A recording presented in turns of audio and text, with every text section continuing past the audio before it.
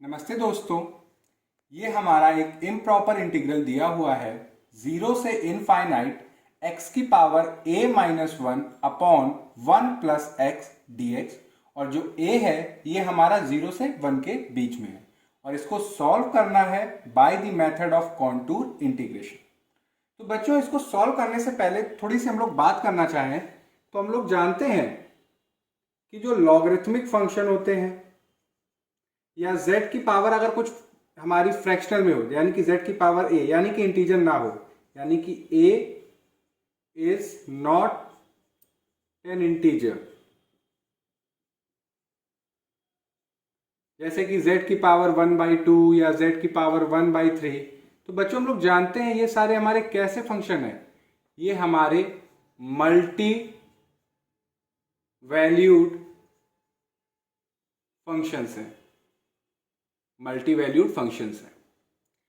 और अगर ये फंक्शन आपके इंटीग्रल में आ जाते हैं तो ये हम लोगों को इंटीग्रेशन का टास्क करने में और मुसीबत पैदा कर देते हैं। और जो सबसे बड़ा हम लोगों को मल्टी वैल्यूड फंक्शन से जो खतरा होता है वो होता है हमारा ब्रांच पॉइंट से, क्योंकि मल्टी वैल्यूड फंक्शन है तो ब्रांच पॉइंट होगा। तो ये वाली सिंगुलैरिटी अगर आपके इंटीग्रल में आ जाती है तो हम लोगों के फंक्शन को इंटीग्रेट करते टाइम बहुत कुछ सोचना पड़ता है इसके लिए कि हमारा ब्रांच पॉइंट ये बहुत बड़ा खतरा पैदा करता है। कैसे करता है जरा आप इसको जरा देखिए। जैसे हमने रेफरेंस के लिए ले लिया ये, यानी कि फंक्शन z की पावर 1/2। अगर आप z प्लेन बनाए, ये हमने z प्लेन बनाया, तो ये हमारा रियल पार्ट ऑफ z, यहां पे हमारा इमेजिनरी पार्ट ऑफ z। एक हमने पॉइंट ले लिया आर्बिट्ररी z, और ये जो एंगल है ये हमारा थीटा है। तो यानी कि अगर इसको पोलर फॉर्म में लिखेंगे z को तो वो होगा r e की पावर आयोटा थीटा। r क्या है? Distance from the origin to that point, और थीटा हमारा ये एंगल। तो यानी कि z को आप लिख सकते हो r e की पावर आयोटा थीटा। पावर कितनी? 1/2। अब पावर आप डिस्ट्रीब्यूट कर दीजिए तो ये हो जाएगा r की पावर 1/2 e की पावर आयोटा थीटा/2। अब एक काम करिए, जो पॉइंट z है इसको z इक्वल टू 0 यानी कि जो ओरिजिन है इसके अबाउट घुमाइए, यानी कि रोटेट करिए, यानी कि पूरा एक कंप्लीट रोटेशन करके लाइए। यानी कि z हमारा चल रहा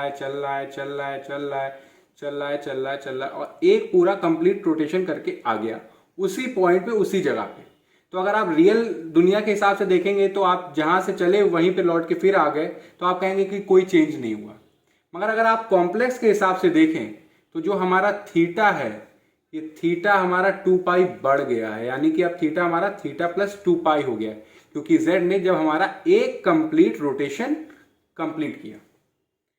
तो आप देखिए फिर से, यानी कि हमारा r तो वही है डिस्टेंस आयोटा, जो मतलब जो थीटा ये हमारा 2π बढ़ गया, थीटा प्लस 2π। फिर से पावर डिस्ट्रीब्यूट करिए आप, तो ये r 1/2 e की पावर आयोटा थीटा/2 प्लस पाई, 1/2 अंदर जाएगा तो ये थीटा/2 प्लस पाई। इसको थोड़ा सा और अच्छे से वे में, सिंप्लीफाई वे में लिखेंगे तो r 1/2 e की पावर थीटा/2 e की पावर आयोटा पाई, और e की पावर आयोटा पाई बच्चों होता है हमारा -1, तो माइनस r की पावर 1/2 e की पावर आयोटा थीटा/2। तो आपने देखा कि इसी पॉइंट z के करस्पॉन्डिंग, यानी कि पॉइंट z के करस्पॉन्डिंग हमें दो फंक्शनल वैल्यूज मिल रही है। एक मिल रही है r 1/2 e की पावर आयोटा थीटा/2, और दूसरी हमें जो मिल रही है वो मिल रही है -r 1/2 e की पावर आयोटा थीटा/2। तो यानी कि ऐसे फंक्शन जिनके पर्टिकुलर पॉइंट के करस्पॉन्डिंग दो या दो से ज्यादा फंक्शनल वैल्यूज होती हैं तो वो कहलाते हैं हमारे मल्टी वैल्यूड फंक्शन। तो यानी कि z की पावर है, यानी कि जब भी z की पावर कुछ फ्रैक्शनल में होगी तो वो हमारा कैसा होगा? Multi valued function. आप देख सकते हैं कि यानी कि पॉइंट z के करस्पॉन्डिंग हमें दो वैल्यूज मिल रही है जब हमारा फंक्शन क्या है? z की पावर 1/2। और आप जरा ध्यान से देखिए कि जब पॉइंट z ने z इक्वल टू 0 के अबाउट यानी कि ओरिजिन के अबाउट एक कंप्लीट रोटेशन किया तो हमारे फंक्शन की वैल्यू चेंज हुई। तो यानी कि ये जो पॉइंट है z इक्वल टू 0, यही कहलाता है हमारा ब्रांच पॉइंट। तो आप इसके अब खतरे का पता चल रहा है कि ये कितना डेंजरस है हमारे लिए पॉइंट, यानी कि ये जो सिंगुलैरिटी है, यानी कि z equal to 0 is a branch point. अब कैसे डेंजरस है आप खुद देखिए कि इसके अबाउट जब z ने एक कंप्लीट रोटेशन किया, फंक्शनल वैल्यू चेंज हो रही है, यानी कि ब्रांचेस इंटरचेंज हो रही है। तो अगर ऐसा होगा हमारे फंक्शन में, यानी कि इंटीग्रल में, अगर हमारा ब्रांच पॉइंट कंटूर के अंदर आ जाएगा तो वो क्या करेगा कि हमारा फंक्शनल वैल्यू चेंज हो जाएगी तो यानी कि फंक्शन डिसकंटिन्यूअस हो रहा है, तो इंटीग्रेट ही नहीं कर पाएंगे। तो इस प्रॉब्लम को हटाने के लिए हम लोगों को सबसे बड़ा टास्क है कि ये ब्रांच पॉइंट को कंटूर के अंदर नहीं लेना है। अब जरा आइए कि यानी कि इसका खतरा पता चल रहा है कि कितना हमारे लिए डेंजरस है हमारे फंक्शन के लिए। अब इसको रोकेंगे कैसे? तो हुआ क्या कि जब z है, जो हमारा z, इसने जब एक कंप्लीट रोटेशन किया तो हमारी फंक्शनल वैल्यू चेंज हो रही है। अगर इसको हम रोटेशन करने ही ना दें, यानी कि पूरा इसको 2 पाई घूमने ही ना दें, इसको रोक दें, तो शायद ये प्रॉब्लम ना हो। क्योंकि यानी कि कहने का मतलब ये है कि मान लीजिए जैसे कि यही जो लाइन है, एक हमने क्या किया, एक कट मार दिया, यानी कि एक ऐसी लाइन ड्रॉ कर दी, ये इसको नाम दे दिया थीटा इक्वल टू एल्फा। और क्या कह रहे हैं कि हमारा जो z है वो इस लाइन के आगे से स्टार्ट हो, चले चले चले चले और इस लाइन के जस्ट पीछे रुक जाए, इस लाइन के ऊपर कभी z ना आए। यानी कि जब इस लाइन के ऊपर z आएगा नहीं तो पूरा एक कंप्लीट रोटेशन होगा नहीं, और जब एक कंप्लीट रोटेशन होगा नहीं तो यानी हमारी ब्रांच इंटरचेंज होगी नहीं। तो यानी कि कहने का मतलब क्या है, ये जो रेड से दिखाई है यानी कि ये हमारी क्या हुई, ब्रांच कट। यानी कि हमने क्या किया, एक लाइन ड्रॉ कर दी और शर्त रख दी और z को ये बता दिया कि अगर इस लाइन पे तुम आए तो तुम्हारे फंक्शनल वैल्यू चेंज हो जाएगी। यानी कि ये लाइन एक तरह से डेंजर है, यानी कि आग है, अगर इसके ऊपर z आ गया तो यानी कि पूरा खत्म हो जाएगा। तो यानी कि z के लिए हम लोगों ने बता दिया कि z इस लाइन से स्टार्ट हो और इस पूरा रोटेट करके आए, बस लाइन पे ना, उसके इस लाइन के जस्ट पीछे रुक जाए। तो यानी कि हमने क्या किया, ये जो थीटा यानी कि आर्ग्यूमेंट ऑफ z यानी कि थीटा, इसको हमने रिस्ट्रिक्ट कर दिया अल्फा प्लस 2 पाई से लेस देन हो और अल्फा से बड़ा हो, यानी कि थीटा इक्वल टू अल्फा। यानी कि हमने अपने थीटा को अल्फा और अल्फा प्लस 2 पाई के बीच में रख दिया। और जरूरी नहीं है कि आप इसी डायरेक्शन में यही लाइन ले, आप ब्रांच कट यहां पे भी ले सकते हो, यहां पे भी ले सकते हो, यहां पे भी ले सकते हो, आप इमेजिनरी एक्सिस लाइन पे भी ले सकते हो, रियल एक्सिस लाइन पे भी ले सकते हो, कहीं पे भी ले सकते हो, आप कहीं पे भी आप एक लाइन ले सकते हो। यानी कि अल्फा हमारा कहां से बिलोंग करेगा, रियल नंबर से। अगर आपको multi valued function, branch point या ब्रांच कट के बारे में और डिटेल में पढ़ना है तो मैंने इस पे लेक्चर बनाया हुआ है, ऊपर आई बटन दिख रही है, उस पर क्लिक करके आप उसको जरूर देख सकते हैं। तो आज हम लोग ज्यादा इस पे डिस्कशन नहीं करते क्योंकि हम लोगों का मेन जो डिस्कशन का सेंटर है वो हमारा ये इंटीग्रल। तो ये तो समझ गया कि x की पावर a माइनस 1 है, यानी कि इसका मतलब क्या है, यानी कि a हमारा 0 से 1 के बीच में है, तो यानी कि ये जो पावर है ये हमारी फ्रैक्शनल में रहने वाली है। यानी कि जब ये करस्पॉन्डिंग कॉम्प्लेक्स फंक्शन बनेगा तो यानी कि वो मल्टी वैल्यूड फंक्शन होने वाला है। तो यानी कि यहाँ पे मल्टी वैल्यूड फंक्शन है, तो यानी कि इसमें ब्रांच पॉइंट आने वाली है। तो अब एक काम करते हैं हम लोग, ये तो समझ गए कि कैसे क्या होना है कि ब्रांच पॉइंट से हमारी एक नई सिंगुलैरिटी आ रही है, इंट्रोड्यूस हो रही है। अब जो जितने भी इम्प्रॉपर इंटीग्रल हम लोग लेंगे या जितने सॉल्व करवाऊंगा मैं, उसमें आप एक चीज मान लीजिए कि जो ब्रांच पॉइंट है वो हमारी 0 रहने वाली है। और ब्रांच पॉइंट अगर आपको निकालना सीखना है तो उसमें हम जब ये जो फंक्शन हमने वीडियो लेक्चर बनाया है उस पर क्लिक करके आप उसमें देख सकते हैं। और जो हम लोग ब्रांच कट लेने वाले हैं इस प्रकार के जितने भी इम्प्रॉपर इंटीग्रल को सॉल्व करने में, वो हम लोग पॉजिटिव रियल एक्सिस लाइन के अलाउंग। तो चलिए इसको हम लोग सॉल्व करते हैं। तो सबसे पहला स्टेप कि आप कंसिडर करिए, कंसिडर द इंटीग्रल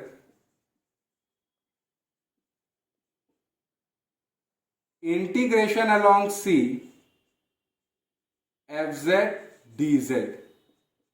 और ये fz हमारा है क्या, ये जो फंक्शन है इसका करस्पॉन्डिंग कॉम्प्लेक्स फंक्शन लेना है, यानी कि जहां जहां x वहां वहां z कर दीजिए। यानी कि z की power a minus 1 upon 1 plus Z dz। और अब बात आती है c, हमारे कॉन्टूर के ऊपर। तो एक काम करता हूं बच्चों कि मैं इसको पूरा रब कर देता हूं, फिर डिटेल में इसको अच्छे से बताता हूं मैं। तो अब हम लोग बात करते हैं अपने c के बारे में, यानी कि कॉन्टूर। तो बच्चों इस प्रकार का अगर आपका मल्टी वैल्यूड फंक्शन यानी कि z की पावर अगर आपकी फ्रैक्शनल में आ जाए, तो आपका ये मल्टी वैल्यूड फंक्शन जब आ जाता है तो इसके लिए हम लोग अलग प्रकार का एक कॉन्टूर लेने वाले हैं, और उसके बारे में आप डिटेल में हम लोग बात करते हैं। अभी तक क्या कर रहे थे कि हम लोग वही पोल कंसीडर कर रहे थे जो हमारे रियल एक्सिस लाइन के ऊपर है, मगर अब ये कंडीशन हट गई है। अब हम लोग कंसीडर करेंगे वो सारे पोल जो रियल एक्सिस लाइन के नीचे भी होंगे उनको भी। तो यानी कि ये जो C है ये बनता कैसे, ये वाला कॉन्टूर, जब हमारा मल्टी वैल्यूड फंक्शन आ जाए तो एक बड़ा सा सर्कल होगा, और इस सर्कल के रेडियस को हम लोग ऐसा रख सकते हैं कि वो इतना बड़ा हो सकता है कि जितने भी पोल हैं सब इसके अंदर आ जाए। ये इतना बड़ा हमने सर्कल लिया है, इसका रेडियस हम इतना बड़ा कर सकते हैं कि सारे पोल जितने भी होंगे इंटीग्रेंड के वो सारे इसके अंदर आ जाए। अब मगर बच्चों बात क्या आ रही है कि ये z की पावर a माइनस 1 है, और हमारा ये पावर में जो है ये हमारा फ्रैक्शनल में है, तो यानी कि ये मल्टी वैल्यूड फंक्शन है। और ये जो मल्टी वैल्यूड फंक्शन है तो इसका जो ब्रांच पॉइंट है वो z इक्वल टू 0 है। और आप देखें तो ये बच्चों हमारे कॉन्टूर के अंदर आ रहा है, इस बड़े से सर्कल के अंदर आ रहा है ये, तो ये तो हम नहीं चाहेंगे कि ये इसके अंदर आए। तो क्या करेंगे, एक छोटा सा सर्कल लेंगे, ऐसा सर्कल लेंगे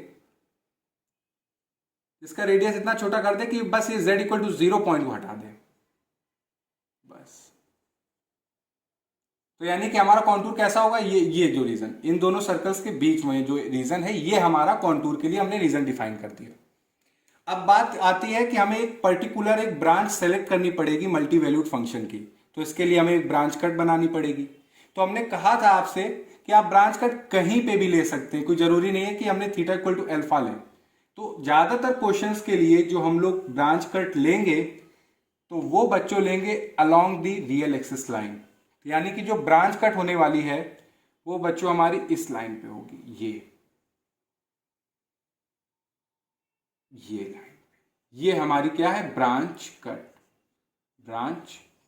ये z इक्वल टू 0 से स्टार्ट हुई और इंफिनिटी तक जा रही है, ये ब्रांच कट है ये हमारी। यानी कि जो इस ब्रांच कट हम लोग लेने वाले हैं जब भी हमारा कोई ऐसा मल्टी वैल्यूड फंक्शन आ जाए जिसकी पावर फ्रैक्शनल में हो, तो उसके लिए जो ब्रांच कट हम लोग सेलेक्ट करेंगे वो ये वाली सेलेक्ट करेंगे, यानी कि along the real axis line.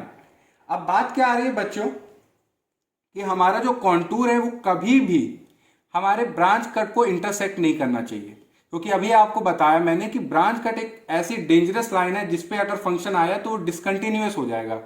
तो अगर फंक्शन हमारा डिसकंटिन्यूअस हो गया तो इंटीग्रेट नहीं कर पाएंगे। तो हम लोगों को क्या करना है कि अपने कॉन्टूर को इस ब्रांच कट से इंटरसेक्ट नहीं होने देना, इससे दूर बचा के रखना है।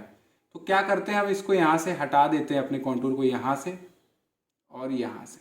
आप देखिए ये इंटरसेक्ट नहीं कर रहा, हमने अलग कर दिया। हमने कहा ब्रांच कट को जाने दो, अपने कॉन्टूर को इससे अलग कर लो, क्योंकि अगर इंटरसेक्ट हो गए तो फंक्शन हमारा डिसकंटिन्यूस हो जाएगा, डिसकंटिन्यूस हो जाएगा तो इंटीग्रेट नहीं कर पाएंगे।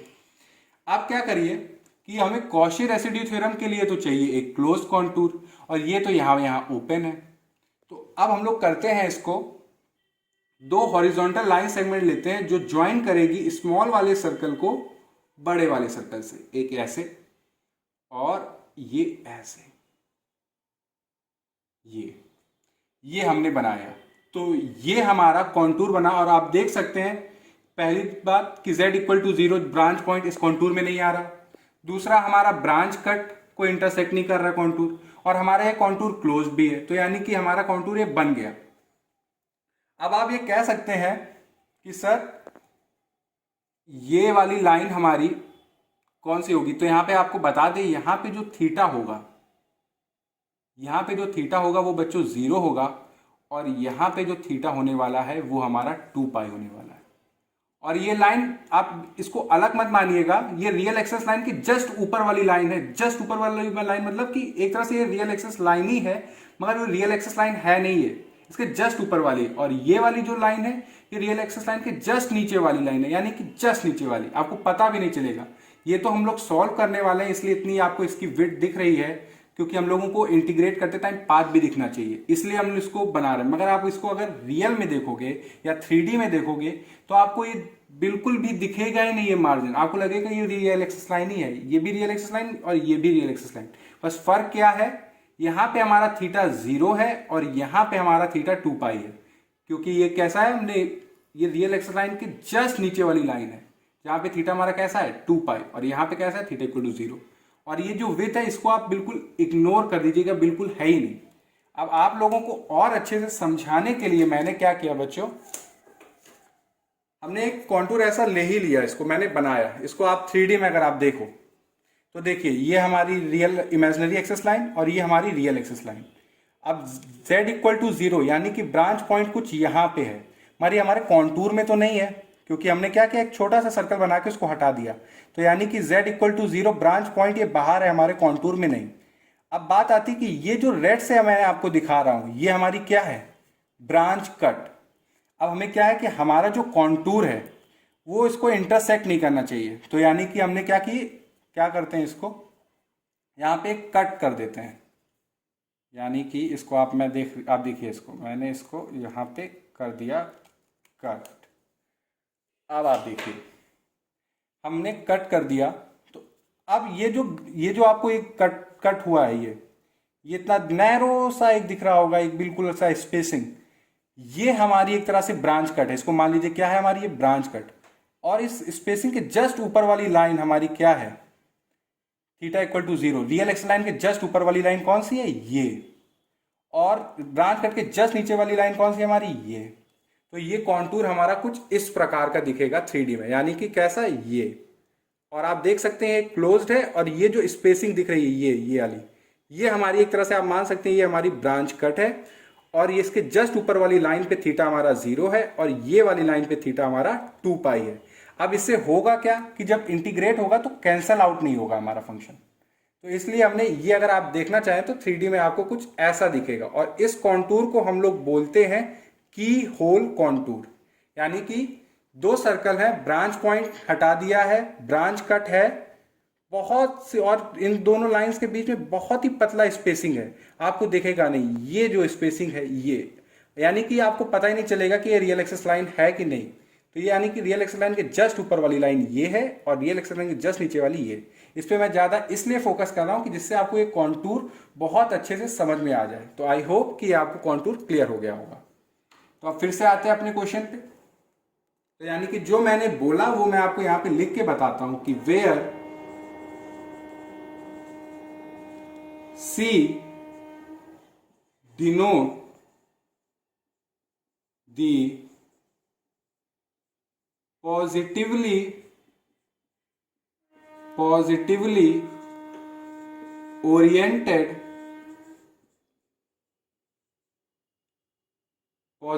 oriented simple closed contour that consists of the portions of the circle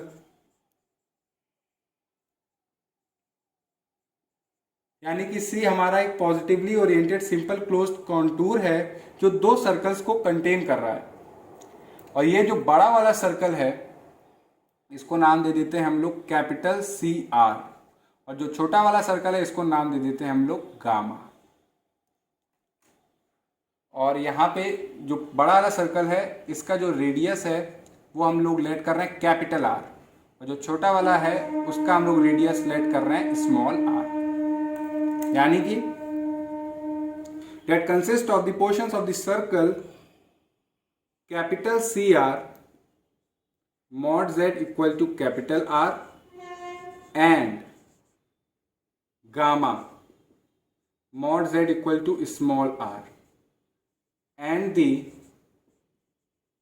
horizontal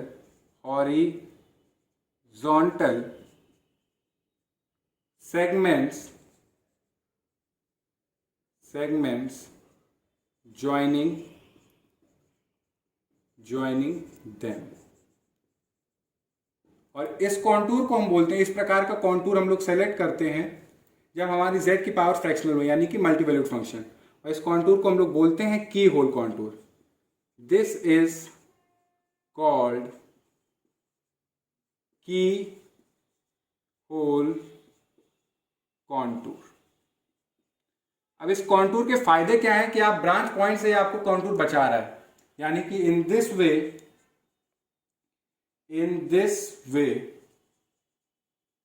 we avoid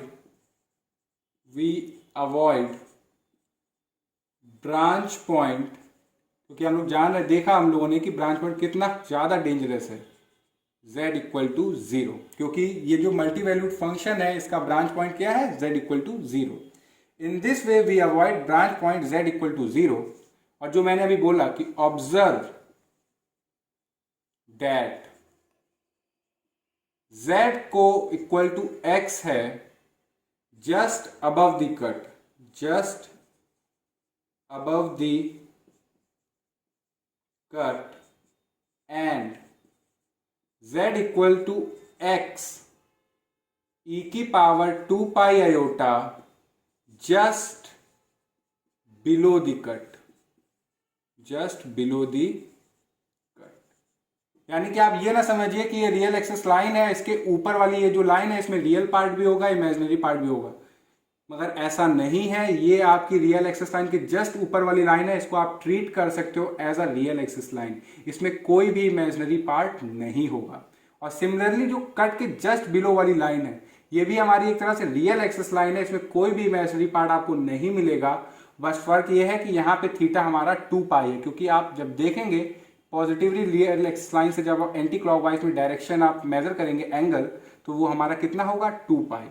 वही मैं आपको दिखा रहा था इसमें कि आप इसको यहाँ पे इस चीज का इतना गैप को आप इमेजिनरी पार्ट मत मान लीजिए कि यहाँ पे कुछ इमेजिनरी पार्ट होगा, बिल्कुल भी नहीं, क्योंकि आप देख सकते हैं कि ये जो लाइन है, यानी कि जो जहाँ से मैंने कट किया ये बिल्कुल इतनी फाइन उसके जस्ट ऊपर वाली लाइन है कि आपको पता ही नहीं चलेगा। तो यानी कि ये एक तरह से दोनों क्या है, हमारी रियल एक्सिस लाइन, जिसमें सिर्फ और सिर्फ क्या है, एक्स होगा, वाई बिल्कुल भी नहीं होगा। इसको और क्लियर करने के लिए मैंने ये बनाया था। तो आई होप ये इतना क्लियर हो गया होगा। कॉन्टूर हम लोग समझ गए क्या है। अब जैसे क्वेश्चन हम लोग करते हैं वही करना है, यानी कि सिंपली अब हम लोगों को क्या निकालने, पोल्स। तो बच्चों आप देखिए कि सिंस जो ए है वो हमारा 0 से 1 के बीच में है, तो यानी कि ये क्वांटिटी हमारी कुछ नेगेटिव है, तो यानी कि जब नीचे आएगी तो पॉजिटिव होगी। तो the poles of F Z को आप कैसे लिख सकते हो, ये वाला पोर्शन नीचे आ जाएगा, तो z 1 minus A 1 plus z, आप ऐसे लिख सकते हो। और ये हमारा क्या है, एक तरह से रैशनल फंक्शन है, और रैशनल फंक्शन की सिंगुलैरिटी पोल होती है, और पोल निकालने का क्या तरीका है, डिनोमिनेटर वाले फंक्शन को 0 कर दीजिए। The poles of F Z are given by z 1 minus A 1 plus z equal to 0, यानी कि z कहां कहां पे हमारा डिनोमिनेटर 0 हो रहा है, एक 0 पे और एक -1 पे। तो आप z इक्वल टू 0 जो है ये तो हमने बाहर कर लिया, तो इसकी कोई टेंशन नहीं है। -1 हमारा कुछ यहां पे लाई कर रहा है, ये हमारा पोल, इकलौता पोल हमारे कहां पे आ रहा है, कॉन्टूर के अंदर। तो हम लोग लिखेंगे कि thus fz has only one simple pole, namely z equal to -1, which lies inside C, यानी कि जो कि C के अंदर आ रहा है। तो अब यानी कि ये पोल हमारे अंदर आ रहा है, तो इसके करस्पॉन्डिंग आप क्या निकालिए, रेसिड्यू। तो रेसिड्यू किसका, फंक्शन का, किस पॉइंट पे आप निकाल रहे हो, -1 पे, तो वो क्या होगा, लिमिट z टेंडिंग टू -1, यानी कि जिस पॉइंट पे आपको रेसिड्यू निकालना है वहां पे आपकी लिमिट टेंड करे। यानी कि z tending to -1, z+1 fz, यानी कि limit z tending to -1, z+1 fz है क्या बच्चों हमारा, z की पावर a-1 अपॉन 1 + z। तो 1 + z कैंसिल आउट हो गया। आप लिमिट पुट कर देंगे तो आएगा -1 की पावर a-1। -1 को बच्चों आप लिख सकते हो e की पावर अयोटा पाई, क्योंकि cos pi plus iota sine pi क्या होता है, -1, a-1। अब पावर डिस्ट्रीब्यूट करेंगे आप जब, तो आप देखेंगे कि e की पावर अयोटा a-1 पाई, तो यानी कि e की पावर अयोटा a पाई और एक होगा e की पावर माइनस अयोटा पाई। कुछ नहीं किया हमने, अलग अलग लिख दिया। तो e की पावर माइनस अयोटा पाई की वैल्यू क्या होती है, -1, तो ये माइनस e की पावर अयोटा a पाई। तो यानी कि हमने z इक्वल टू -1 पे रेसिड्यू फंक्शन का निकाल लिया, जो कि क्या आया, फंक्शन का z इक्वल टू -1 पे हमने रेसिड्यू निकाल लिया, माइनस e की पावर अयोटा a पाई। अब ये हम लोग यूज करेंगे। अब सिंपल से हम लोगों को क्या यूज करना है, कॉशीज रेसिड्यू थ्योरम, यानी कि यूजिंग कॉशीज रेसिड्यू थ्योरम, यानी कि क्या होता है, यानी कि इंटीग्रेट कर रहे हैं आप किसी क्लोज कर्व के अलॉन्ग अपने फंक्शन fz को, तो उस कॉन्टूर, क्लोज कॉन्टूर के अंदर जितने भी पोल हैं उनके करस्पॉन्डिंग आप रेसिड्यू निकालिए, उनका सम करिए और 2 पाई आयोटा से मल्टीप्लाई करिए, यानी कि 2 pi iota multiplied by sum of residues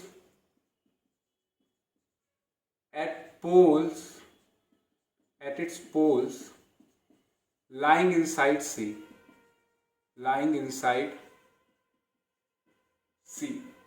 तो आपका ये जो कॉन्टूर C है, ये दो सर्कल्स और 2 हॉरिजॉन्टल लाइन सेगमेंट से मिलके बना है।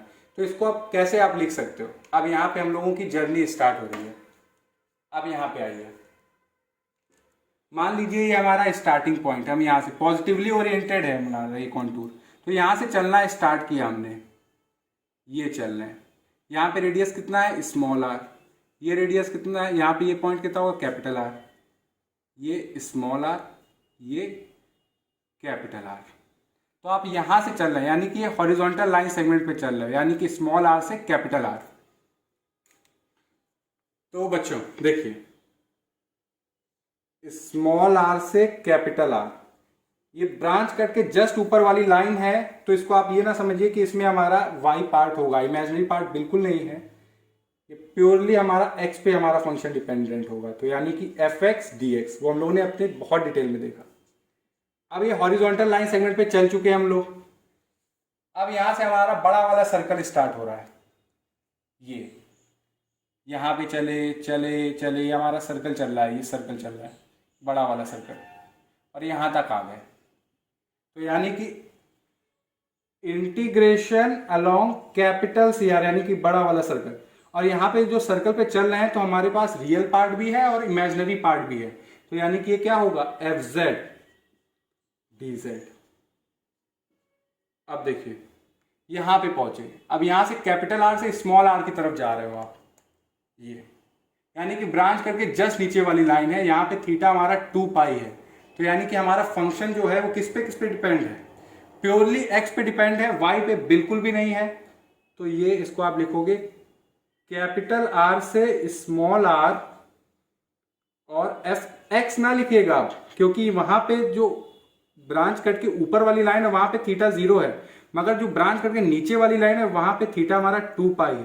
तो ये होगा x e की पावर 2 पाई आयोटा, और हमारा d क्या होगा, x e की पावर 2 पाई आयोटा। ये अब यहां पे हम लोग खत्म हुए। अब यहां से हमारा छोटा वाला सर्कल स्टार्ट हो गया गामा, ये चले ये, और पूरा करते करते हम लोग अपने फिर से वहीं पे पॉइंट पे आ गए, यानी कि हमने पूरा एक चक्कर, यानी कि पूरा कॉन्टूर हमने ट्रेवल कर लिया। तो यानी कि लास्ट में integration along gamma, gamma function हमारा y पे भी डिपेंड है और x पे भी, तो एफ जेड डी जेड। और आप देख रहे हैं पूरे कॉन्टूर में सिर्फ और सिर्फ z इक्वल टू -1 ही पोल आ रहा है, तो यानी कि उसके यानी कि 2 पाई आयोटा, तो सम करने को कुछ है नहीं, रेसिड्यू फंक्शन का z इक्वल टू -1, और इस इक्वेशन को नाम दे देते हैं हम लोग 1। तो ये हमने पूरा सॉल्व किया। बोर्ड पूरा भर गया है तो मैं रब करके इसके आगे का सॉल्व करता हूं। अब बच्चों ये जितने भी इंटीग्रल्स दिए हुए हैं इनको 1 बाय 1 हम लोग सॉल्व करने वाले हैं। तो सबसे पहले हम लोग सॉल्व करेंगे इसको, यानी कि फंक्शन को इंटीग्रेट कर रहे हैं अलोंग सी आर। तो बच्चों इम्प्रॉपर इंटीग्रल की जब लेक्चर सीरीज स्टार्ट हुई थी तो उसमें मैंने आपको एक रिजल्ट बताया था कि अगर सी हमारी कोई आर्क है, यानी कि थीटा थीटा 1 से थीटा 2 के बीच में है, of the circle mod Z equal to capital R, यानी कि कोई सर्कल है mod Z equal to capital R, उसके एक आर्क है सी। अगर जेड एफ जेड टेंड कर रहा है किसी कांस्टेंट के पे यूनिफॉर्मली, कब? When z tending to infinite, जब z हमारा इनफाइनाइट को जा रहा है। तो इस आर्क के अलोंग अगर आप इंटीग्रेट करते हो अपने फंक्शन को,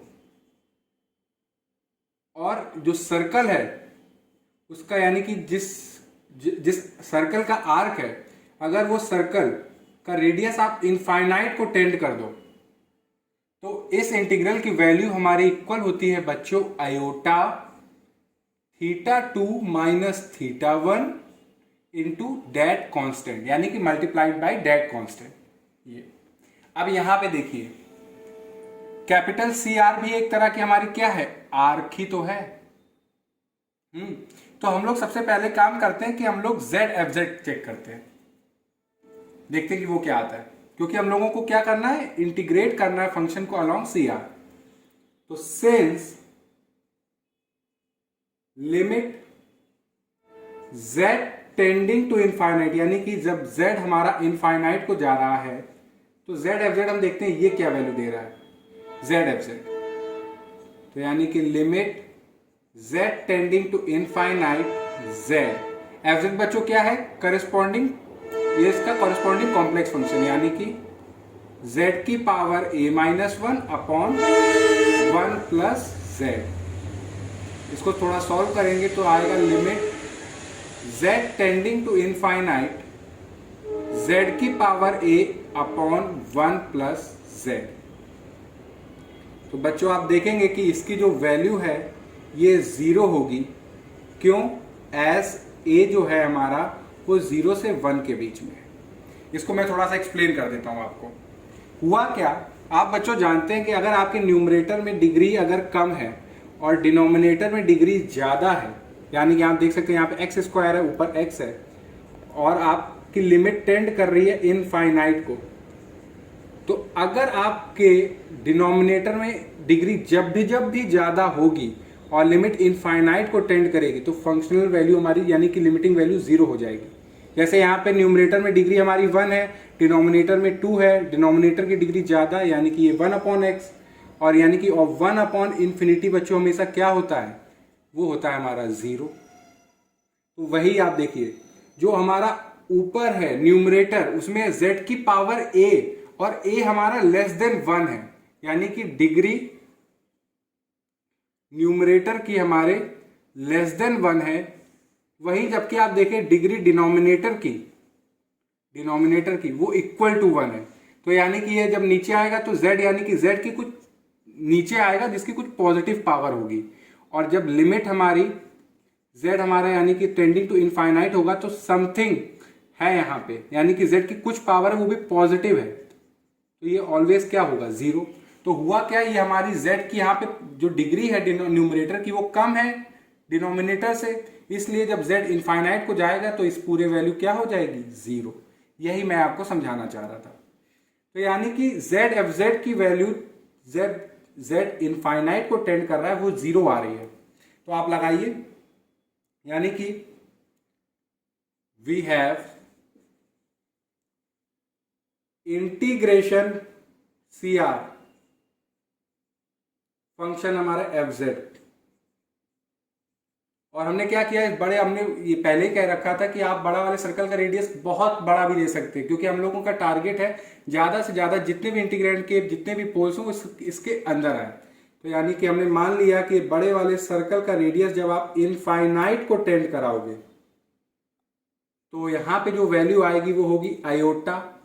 अब आप यहां से स्टार्ट हुए हो चलना, तो यहां पे इनिशियल एंगल कितना है 0, और घूम के कहां जा रहे हो यहाँ पे फाइनल एंगल कितना है 2 पाई। तो यानी कि फाइनल एंगल हमारा है 2 पाई, इनिशियल एंगल है हमारा 0 minus multiplied by Z. F Z की वैल्यू क्या आई, के से मल्टीप्लाई करते हैं बच्चों, यहाँ पे के हमारा क्या आ रहा है 0, तो ये क्या आ गया 0। यानी कि बड़े वाले सर्कल के अलोंग जब फंक्शन को इंटीग्रेट कर रहे हैं तो वो 0 हो रहा है जब उसका रेडियस हम लोग इनफाइनाइट ले रहे हैं।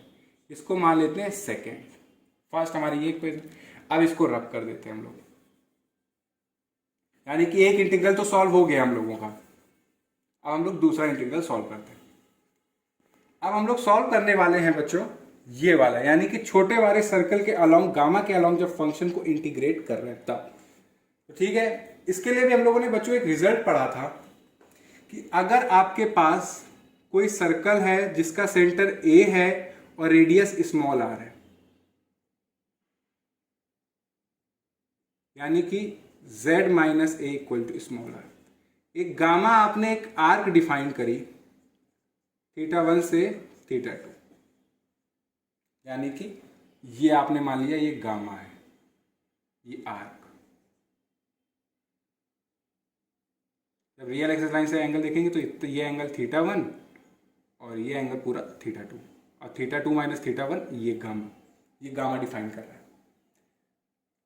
तो बच्चों अगर आपका z सर्कल के सेंटर पे टेंड करे और z minus A F Z हमारा कुछ वैल्यू k दे रहा हो, यानी कि जब हमारा z सर्कल के सेंटर पे टेंड करे z minus A F Z की वैल्यू अगर मान लीजिए कुछ k आ रही है, तो अगर आप इंटीग्रेट करते हो गामा के अलोंग अपने फंक्शन एफ जेड को, इसकी वैल्यू इक्वल होगी आयोटा θ2 माइनस θ1 इंटू के। कब, जब इस वाले जो हमारा गामा जिस सर्कल का है उसका रेडियस अगर आप टेंडिंग टू 0 ले लो, यानी कि r टेंडिंग टू 0, यानी कि स्मॉलर वाला जो सर्कल है इसका अगर रेडियस आप टेंडिंग टू 0 लोगे तो आप इस r गामा के अलोंग जब अपने फंक्शन को इंटीग्रेट करोगे तो इसकी वैल्यू किसके इक्वल होगी, आयोटा θ2 माइनस θ1 इंटू के। तो फिर से हम लोग काम क्या करते हैं, ये निकालते हैं। आपके हमारे आर्क क्या है, ये गामा है, सेंटर क्या है z इक्वल टू 0। तो सबसे पहला काम है फर्दर हम लोग ये k निकालते हैं, सिंस यानी कि ये जो k है इसको निकालते हैं, यानी कि लिमिट टेंड करे जो आर्क है उसके, जिस सर्कल का आर्क है उसके सेंटर पे, यानी कि यहाँ पे जो गामा है आर्क उसका, उस सर्कल का सेंटर क्या है z इक्वल टू 0, यानी कि लिमिट z टेंड करे 0 पे z माइनस 0 एफ जेड, यानी कि limit z tending to 0 z F Z बच्चों हमारा क्या है z की power a minus 1 upon 1 plus z। तो यानी कि limit z tending to 0 z की power a upon 1 plus z। अब जरा आप लिमिट पुट करिए तो ये हमारा क्या आएगा 0 ही आएगा। तो यानी कि यहाँ पे भी हमारा इसको सॉल्व करने पे 0 आ रहा है। तो यानी कि अगर आप इंटीग्रेट कर रहे हो, we have integration along gamma function F Z का, और आप जो गामा यानी कि जो सर्कल है उसका रेडियस अगर आप टेंडिंग टू 0 ले लो, आर टेंडिंग टू 0, तो ये इक्वल होगा आयोटा। अब यहाँ पे देखिए, यहाँ पे आप स्टार्ट कहाँ से हो रहे हो, यहाँ से, इस पॉइंट से आप स्टार्ट हो रहे हो। डायरेक्शन बहुत मैटर करती है बच्चों। तो यहाँ पे एंगल हमारा कितना है, इनिशियल एंगल, यहाँ से स्टार्ट हुए तो यहाँ पे इनिशियल एंगल हमारा कितना है 2 पाई। आप घूमते घूमते पहुंच कहाँ रहे हो, यहाँ पे, ये हमारा फाइनल पॉइंट है। तो यहाँ पे एंगल कितना है, यानी कि फाइनल एंगल कितना होगा 0। तो 0 माइनस 2 पाई, क्योंकि final minus initial, final angle यहाँ पे क्या है 0 और इनिशियल एंगल है 2 पाई। जबकि बड़ा वाला जब सर्कल के अलाउंग कर रहे थे तो इनिशियल एंगल 0, फाइनल एंगल हमारा 2 पाई, तो यहाँ पे वो लिखा। और हमने k की वैल्यू निकाली है, क्या आई 0, तो ये भी हमारा 0। यानी कि बड़े वाले सर्कल के अलाउंग कर रहे हैं तब भी 0 आ रहा है हमारा इंटीग्रल, और छोटे वाले गामा के अलाउंग कर रहे हैं तब भी हमारा 0 आ रहा है। तो इसको हम कर देते हैं अब रफ। तो इसकी वैल्यू हम लोग ने निकाल ली, यानी कि हमारे पास सेकंड थर्ड आ गए हैं। तो अभी इसमें हम लोग पुट कर देते हैं, यानी कि एज कैपिटल आर, यानी कि बड़ा वाला सर्कल का रेडियस टेंड करे इनफाइनाइट को और छोटे वाले सर्कल का रेडियस टेंड करे 0 को, वी गेट, आप इसमें पुट करिएगा तो इस यहाँ पे स्मॉलर वाले पे रखेंगे तो 0, ये इन्फिनिटी, एफ एक्स की जगह बच्चों वो फंक्शन ही हम लोग डायरेक्ट लिखेंगे, एक्स की power a minus 1 upon 1 plus x D x. और जब कैपिटल आर का रेडियस इनफाइनाइट हो रहा है तो इस इंटीग्रल की वैल्यू 0 हो रही है, अभी हमने देखा 0। फिर यहां पे रखेंगे तो ये इन्फिनिटी, यहां पे 0, x e की पावर 2 पाई आयोटा, यानी कि x, यानी कि हमारा फंक्शन क्या है x e की पावर 2 पाई आयोटा की whole power a minus 1 upon 1 plus x e की पावर 2 पाई आयोटा। यहाँ पे गलती ना करिएगा कि सिंपली आप x लिखें, यहाँ पे हमारा इन्फिनिटी से 0 है तो हमारा जो है वो x ई की पावर 2 पाई आयोटा है, क्योंकि अगर आप इस टर्म को भूल जाएंगे तो कैंसिल आउट हो जाएगा, तो मतलब ही खत्म हो जाएगा। और ये हमारी कॉम्प्लेक्स की दुनिया है, यहाँ पे स्मॉल स्मॉल चीज़ों का भी बहुत फर्क है। आप इसको डिफ्रेंशिएट करेंगे तो आएगा ये dx ई की power 2 pi iota constant plus gamma के अलावा अभी हमने देखा 0 आया और 2 पाई आयोटा और रेसिड्यू माइनस 1 पे हमने निकाला, वो क्या आया माइनस ई की पावर आयोटा ए पाई। अब कुछ नहीं करना, बेसिक अब कैलकुलेशन रह रही है बच्चों, वो करनी है। As R tends to we get, ये हमारा हुआ 0 से इनफाइनाइट। आई थिंक बच्चों इसको मैं अब रब कर देता हूं, इसका कोई यूज नहीं है। कहाँ गया?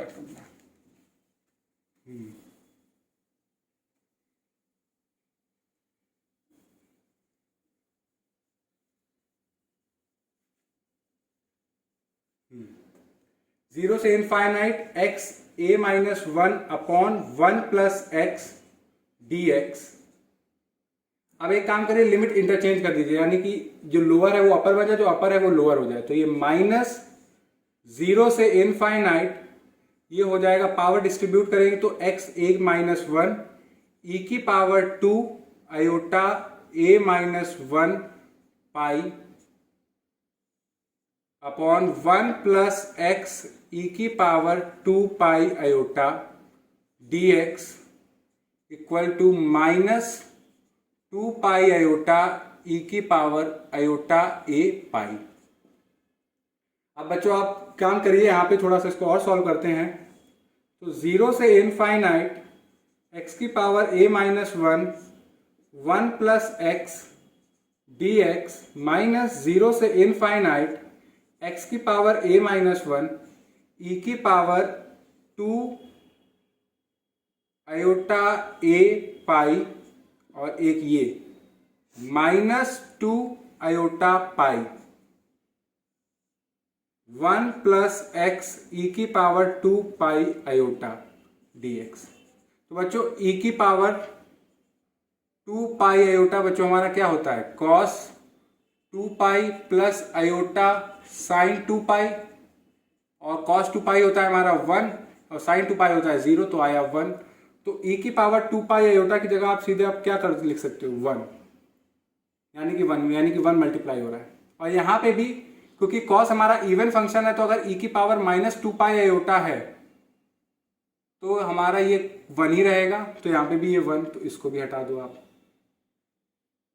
तो ये कुछ हमारा ये रहेगा dx हमारा ये। मगर आप ये ना कर दीजिएगा कि यहाँ पे सीधे 1 डायरेक्ट पुट कर दीजिए, वरना मतलब कुछ नहीं रहेगा। आप ये स्टेप करिएगा, जब लास्ट स्टेप पे आप पूरे फंक्शन यानी कि पावर डिस्ट्रीब्यूट कर दें तब आप पुट करिएगा e की पावर 2 पाई आयोटा 1। यहाँ पे कर देंगे तो कैंसिल आउट हो जाएगा, तो खत्म हो जाएगा, कोई लॉजिक नहीं होगा। -2 पाई आयोटा e की पावर आयोटा a पाई। अब एक काम करते हैं, e की पावर 2 आयोटा a पाई है, ये हमारा कांस्टेंट है बच्चों, तो यानी कि आप इसको यानी कि 0 से infinite x a minus 1 upon 1 plus x D x minus e की पावर 2 आयोटा a पाई 0 से इनफाइनाइट x की power a minus 1 plus x D x equal to -2 pi iota e की पावर आयोटा a पाई। अब क्या करिए, 0 से infinite x की power a minus 1 plus x D x आप common ले लीजिए, तो आपका कांस्टेंट में आएगा 1 माइनस ई की पावर 2 आयोटा a पाई 0 से इनफाइनाइट x की power a minus 1 upon 1 plus x D x equal to -2 pi iota e की पावर आयोटा a पाई। अब एक काम करिए, e की पावर आयोटा a पाई जो है आप इधर ले आइए, तो ये हो जाएगा e की power minus iota a pi 1 minus e की पावर 2 आयोटा a पाई 0 से इनफाइनाइट x की power a minus 1 plus x D x is equal to -2 pi iota -2 pi iota. अब इसको अंदर ले जाइए, तो ये हो जाएगा e की power minus iota a pi minus e की पावर आयोटा a पाई, क्योंकि minus iota a pi plus 2 iota a pi करेंगे तो आएगा आयोटा a पाई 0 से इनफाइनाइट x की power a minus 1 upon 1 plus x D x is equal to -2 pi iota. और बच्चों आप जानते हैं, यहाँ पे मैं रेड से लिखता हूं कि साइन आयोटा a हमारा क्या होगा, e की power iota a minus e की power minus iota a upon 2 iota. यानी कि कहने का मतलब क्या है बच्चों, यहाँ पे इसको और ख्याल से मैं भी e की power minus iota a pi minus, यार काम करके इसको उधर ले जाते हैं,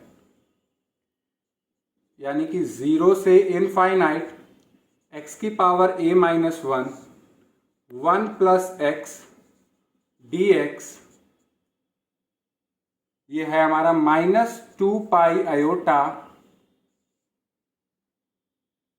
ई की power minus iota a pi minus e की पावर आयोटा a पाई। तो आप इसको आप कैसे लिख सकते हो, यानी कि 0 से इनफाइनाइट x की power a minus 1 upon 1 plus x D x is equal to -2 pi iota 2 iota sine a pi. यानी कि कहने वाला, इसको मैं अच्छे से अभी बताया नहीं, मैं आपको बताता हूं क्या हुआ। e की पावर आयोटा a पाई हमारा क्या होता है बच्चों, cos a pi plus iota sine a pi, और e की power minus iota a pi क्या होगा बच्चों, ये होगा cos a pi minus iota sine a pi. अब एक काम करिए, सब्ट्रैक्ट कर दीजिए e की power iota a pi minus e की power minus iota a pi को, तो आएगा ये आपका 2 आयोटा साइन a पाई। अब 2 आयोटा को उधर ले जाइए, तो e की power iota a pi minus e की power minus iota a pi upon 2 iota is equal to sine a pi. तो वो समय क्लियर नहीं बता पा रहा था, मगर यानी कि हुआ क्या, e की power minus iota a pi minus e की पावर आयोटा पाई है क्या बेसिकली। अगर आप माइनस यहाँ पे भी है तो देखिए हुआ क्या, यहाँ पे इसको अगर आप देखें माइनस कॉमन ले लें तो माइनस कॉमन लेंगे तो ये होगा minus iota a pi minus e की पावर आयोटा ए पाई, और 2 आयोटा उधर ही रखते हैं हम लोग, तो 2 आयोटा साइन ए पाई। तो ई की power minus iota a pi minus e की पावर आयोटा पाई की वैल्यू क्या आई, 2 आयोटा साइन ए पाई, और ये माइनस उधर चला गया, तो ये माइनस माइनस कैंसिल आउट हो जाएंगे, 2 कैंसिल आउट हो जाएगा, आयोटा आयोटा कैंसिल आउट हो जाएगा, तो ये वैल्यू आई पाई अपॉन साइन ए पाई, जो कि हमारे इंटीग्रल 0 से इनफाइनाइट एक्स की power a minus 1 upon 1 plus S D x की वैल्यू है। और यही हमारा क्या है, आंसर। ये इसको थोड़ा सा क्लियरली और मेरे को लिखना चाहिए, तो मैं ऊपर लिख देता हूँ, यानी कि 0 से इनफाइनाइट एक्स की power a minus 1 upon 1 plus D x की जो वैल्यू आई बच्चों, वो आई है पाई अपॉन साइन ए पाई। और मैंने इसको पूरे अच्छे तरीके से सॉल्व किया। अगर आपको इस पूरे प्रॉब्लम इन सॉल्विंग में कहीं पे कोई भी स्टेप ना क्लियर हो तो आप कमेंट सेक्शन में लिख के बताइएगा। Thank you.